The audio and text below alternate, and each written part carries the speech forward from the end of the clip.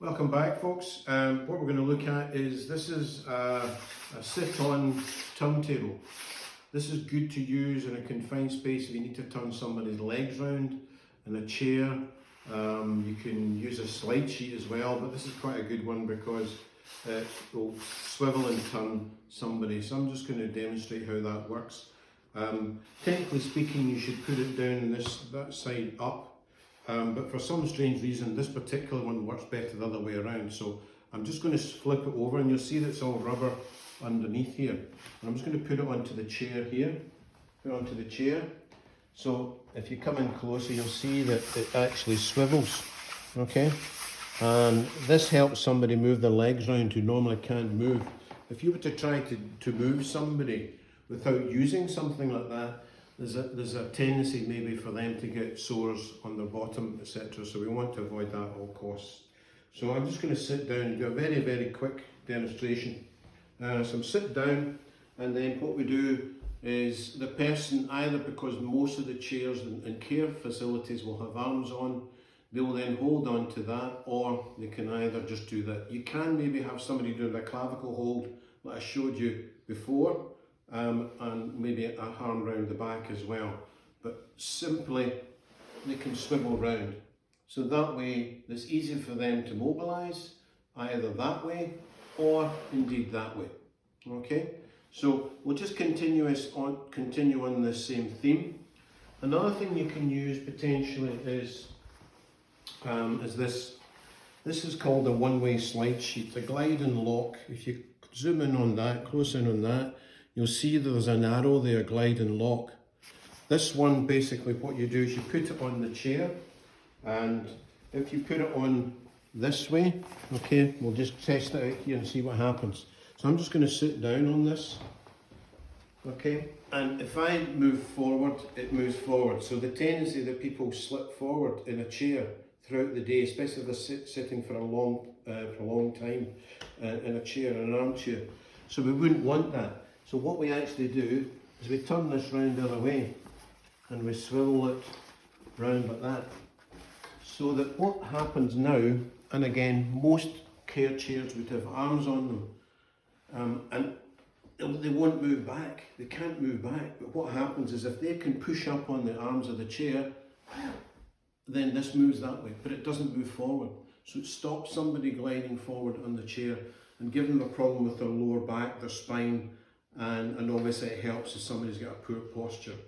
Carers can assist in this methodology by maybe doing a clavicle hold and an arm round the back as we showed you before. If you just hold it there, I'm just going to walk away and I'm going to get another piece of equipment that might help in this situation. Okay. A whole host of bits and pieces here that we could help. Okay. Now the first thing to say is that I haven't lost my imaginary dog here, okay, just in case you're thinking. It looks like a dog lead, doesn't it? But in actual fact, this is for lifting somebody's feet. So essentially what happens is, and again, this would be ideal if I could maybe just demonstrate. So you can lift somebody's foot up to put it onto a stool. If somebody's sitting down, you can move their leg round, maybe sitting on the other thing there. So if I just actually do that, I'll show you that. Take this, and then if you're trying to get maybe somebody's leg out of a car, you could go like that, do that one, take this out, this one's still in the car, that's not hurting their bottom or anything like that, and lift that one and do that. So you could use that. It's a leg lifter for mobility if you're trying to take somebody out in a car. A lot of people who struggle with mobility, they maybe also have problems with their muscles and wastage, etc., etc. What we can also use is this Pilates band. You can get these from any sports retailer, you can get them online, normally about 3 for £10 or something like that. That's a Pilates band. And how this works is you put this underneath somebody's feet, either one or both at the same time, and either sitting on something like this, you can then lift them up and bring it round like that. Okay? That means that you're not having to bend down and lift their feet up from the floor. hence it protects your back. But it's important that you stand up as straight as possible. So if I was doing that to anybody else, I'd be standing as straight as possible and then lifting up and bring them round, and bring them round maybe into a car, or you could also get a bigger one and lift the legs up onto a bed. So these things have a good thing, a good purpose to use. What have we got? Another thing which we may use from time to time is the slings. Okay, so we've got various different slings here. Now this is called a toileting sling or a dress sling. The toileting sling or dress sling is designed to keep the bottom area free, so that somebody can be hoisted and it can make sure that we don't need to interfere with their clothes, etc., etc. If you come in close, Sasha, to this, you'll see this label here. It's got different sizes, and there's a mark just where it says L for large, and it means then this is for somebody who's a larger adult. The other thing to say is it's got an arrow on it, so therefore this is this way up. This label should be legible at all times. It's important that that's the case. Another thing to mention here is we have got various different loops and straps. The loops and straps should always be used in unison with each other, so make sure that you're both using the same ones. The colours are significant only because normally the height of a person would go to the longest one, and if maybe somebody who's shorter would go to the green one here. Make sure that both people are actually on both members of staff, because you should have two people. That's another thing that's important to say. The regulations state with regards to manufacturers' guidelines is that it should be two people that are hoisting somebody. And we're going to possibly be looking at that another time when we've got the equipment for the hoist. Today I'm showing the accessories that you can use. So it's important that we both put it on the blue or the green, depending on which one it is. Okay, so I'm just going to also show you in the inside. It's got some support there that will avoid that slipping up and down somebody's body. It's also got a Velcro wrap here, and it's also got a buckle. Okay, the buckle goes around the person's waist. It's important that it goes on the right way. Okay, so this would go essentially, I'm just going to put it on myself. Now this again, if there was another person here, we could do this a wee bit more effectively, but you'll get the gist. Okay, essentially we put this on the person. It's important, and it's sometimes difficult to get it on the person when they're sitting in a seat, but you need to try that as best you can. I'll just get rid of that. But what we do is we put this underneath the legs. Okay, this goes underneath each leg. Now if the person can move their leg to help you, then you may need to lift their leg, but watch your posture. When you're doing this, the side of the person, make sure you get down. Make sure your back is straight. Okay? Now, in some situations we may need to cross over these to stop the person coming out. And then these loops here, they go onto the actual hoist itself. The hoist itself is designed to lift anybody who's of any great weight, so don't worry about it, because if it's been identified in the support plan that somebody needs another type of hoist, like a tracking hoist, that's important. We'll look at the actual hoist equipment later, but I'm just showing you the accessories today. We've got the cross stitching. Now Sasha comes in a wee bit closer. You'll see it's like the St Andrew's cross there. That's important. If that stitching is not visible, then we shouldn't be using this, because it could be that it's frayed or teared. The other thing to make sure is clean. Make sure that it's clinically clean for infection control purposes.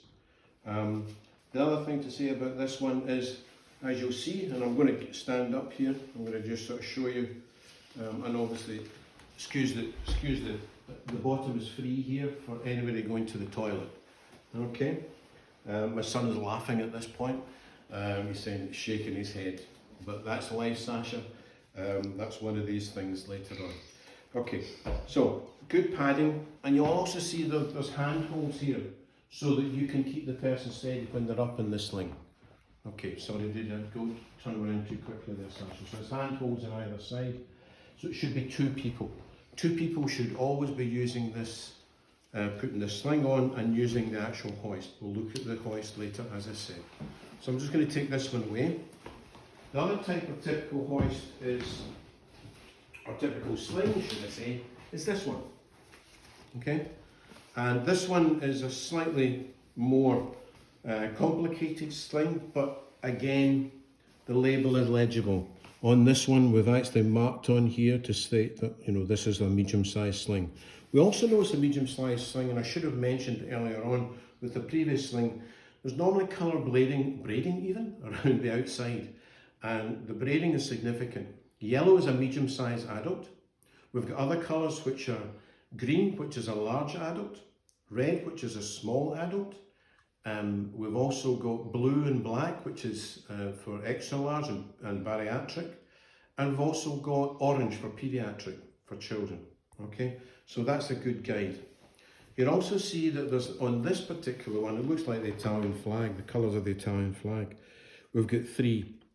We always put it as short as possible at the shoulders when we're getting somebody to be hoisted in a seating position. And that way it brings them up in a comfortable position. So it's shoulders short and legs long, okay? So it's legs long for the actual hoist itself. So I'll just sort of hopefully get this on me to show you how this should look when it's finished. We need to get down as far as possible down underneath the legs here, okay? It should be up on the shoulders at the back, okay? And we've got this one, we've got a little strap here. This is called a dignity strap, and what happens is one goes through the other, and that stops the legs from splaying left and right. So we put these on as a long one, either the black on the actual hoist or the red. Whereas on the shoulders, this one would come up right over the shoulders, and this one would go over there, over here. As I say, this is not an ideal situation, but it'll give you an indication. Okay, and so that would go on there, and that would go over the shoulder there. Okay, so roughly that's the way it should look on the back. Okay, it's not exact, but that's the way it should look. Okay, so the final thing I'm going to show you just now, or sorry, second last thing I'm going to show you just now, is the slide sheet. Now the slide sheet is used and should be used to move somebody up and down a bed. It's important that we can move somebody up and down a bed freely. This particular one, we need to be looking for the label. The label should always be on the outside. The label should be on the outside. If it's the inside, it's not going to be as slippy. This is purely, and the colour is not significant, this is purely just to hang it up, because we don't want that to be going on the floor for infection control purposes, and also becomes a slip hazard. So when you're in a tight space and you're busy doing some tasks, you may forget it's there, and then that could be a problem. You get longer ones in this, you get shorter ones in this. Basically, you should have at least the shoulders and the bottom of the person on the slide sheet. So if I was to put this down on the floor, because I'm not going to show my son's bedroom, that would be very embarrassing for him and for me maybe. So we'll just put this on here. So a person should be standing either side of the bed, okay? And hopefully if it's a profiling bed, you need to bring the bed up to the height of the shorter person. That way they're not way up like this trying to hold the slide sheet. The taller person, they can widen their stance, and hopefully that will make it easier for everybody concerned. So you bring the bed up to the hip height, waist height of the smaller person, and they're either side of a bed. You need the bed to be out away from the wall. You can't have this up against the wall. If it is, then you're not going to be able to do it properly. So you've got the person's shoulders and bottom are on the bed. Shoulders here, bottom here in the centre. Try and make sure that this is put underneath the person, and the way to do it is almost like a recovery position. Okay, and we just fold this like this. Okay, The person on the other side of the bed would take the person towards them. You would put this down in the bed at the right edge. You would fold it out underneath the person, and then I would take the person towards me, and then my colleague would then be able to unroll that on the other side. Okay? Remember, and I'm just going to stand up, I'm going to show you the foot position. So I'm just going to stand up. Okay?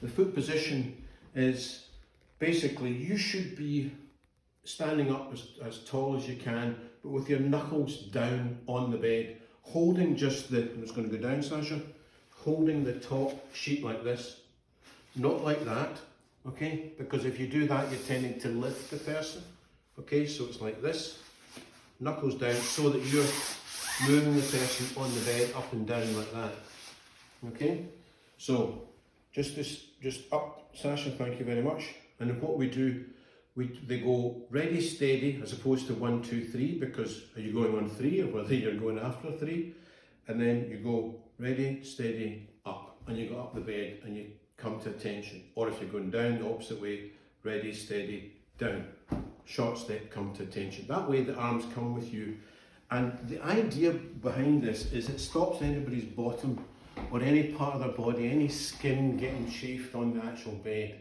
and it avoids any pressure sores, etc. So we're going up and down like that. You can take it out the same way, or sometimes when you're trying to take it out from underneath their legs, you can just go to the far side. You can go underneath their shoulders, maybe the smaller the back, and then you can pull it out. Very simple. Okay. So we're nearly there, and hopefully this has given you just some little tips on what equipment's for. You may have seen something like this and you go, what the heck's that for? Especially if you're new to the sector. Remember, you will be given some practical training either by myself in the future or by one of your in-house trainers. They will give you the practical information. They'll show you the bed, how the controls work in the profiling bed, how the controls work on a hoist, etc., etc. Remember to look at the stickers on a hoist. Make sure that it's in date. Make sure you've got your colleague with you working in pairs. Make sure that the safe working load is marked on it. The safe working load should be in kilograms. And obviously make sure the wheels are moving freely. The battery pack sometimes comes off and goes onto a charging unit. Sometimes it's plugged into the wall. If the actual hoist is plugged into the wall, it won't work. The remote control will not work. There are safety buttons on it, red buttons, which will stop the hoist from working or deactivate the remote control. Couple of wee things just to mention. Just going to walk away, come back into shot. You may have seen something like this before. This is called, and this is a brand name, Handybar Car Assist.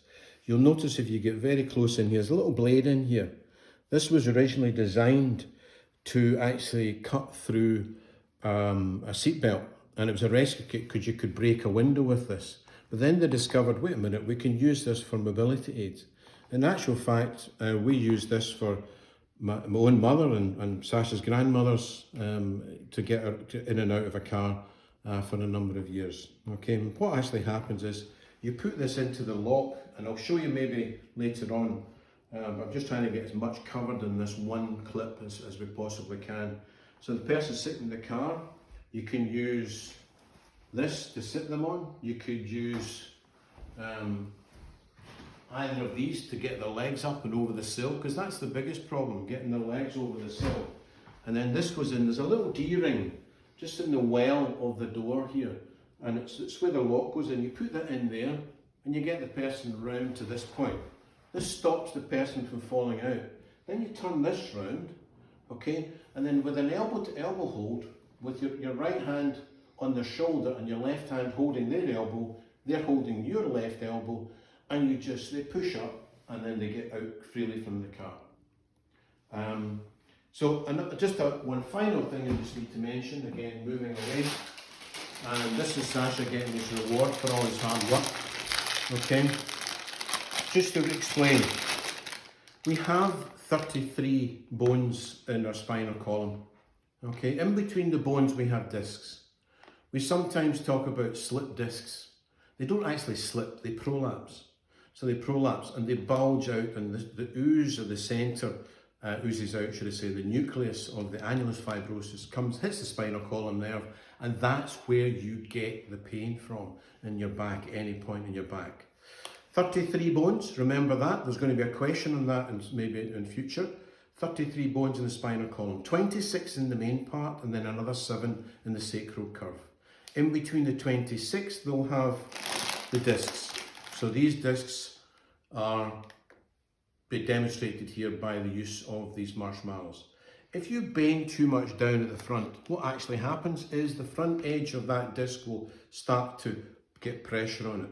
If you twist your torso like that too much, that will happen again. You need to bend your knees. Sometimes you need to even get down on one knee sometimes when you're actually working at the side, putting footrests on a wheelchair, putting somebody's shoes on, stockings on, socks on, anything at all. Keep your back as straight as possible, because if you don't, what actually happens is you squish, squish, squish, squish, squish, and then the centre of the annulus fibrosus comes out, and that's where you get the pain, the shooting pain in your back. So on that note, can I thank you very much for attention. He's going to get one of these. I'm just going to take this myself. Thank you. Goodbye. I'll speak to you soon.